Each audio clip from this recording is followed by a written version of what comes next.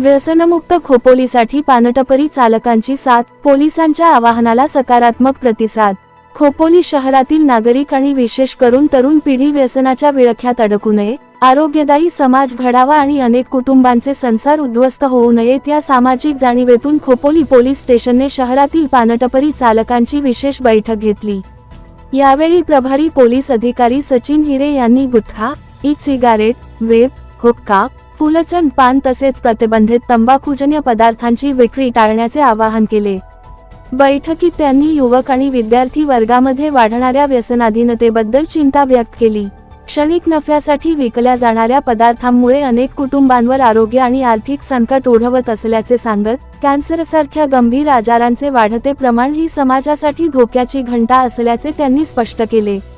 शासनाने बंदी घातलेल्या पदार्थांची विक्री करताना कोणीही आढळल्यास कठोर कायदेशीर कारवाई करण्यात येईल, याची स्पष्ट जाणीव करून देतानाच ही कारवाई केवळ दंडात्मक नसून समाजहितासाठीची पूर्वसूचना असल्याचेही त्यांनी नमूद केले। शहरातील प्रत्येक व्यावसायिकाने सामाजिक जबाबदारीची जाणीव ठेवत सहकार्य करावे, असे आवाहन यावेळी करण्यात आले। विशेष म्हणजे या बैठकीत उपस्थित सर्व पानटपरी धारकांनीही सकारात्मक प्रतिसाद देत प्रतिबंधित पदार्थांची विक्री टाळण्यासाठी सहकार्य करण्याची भूमिका मांडली। व्यवसायासोबत समाजाचे आरोग्यही महत्त्वाचे आहे, ही भावना व्यक्त करत त्यांनी पोलिसांच्या उपक्रमाला पाठिंबा दर्शविला।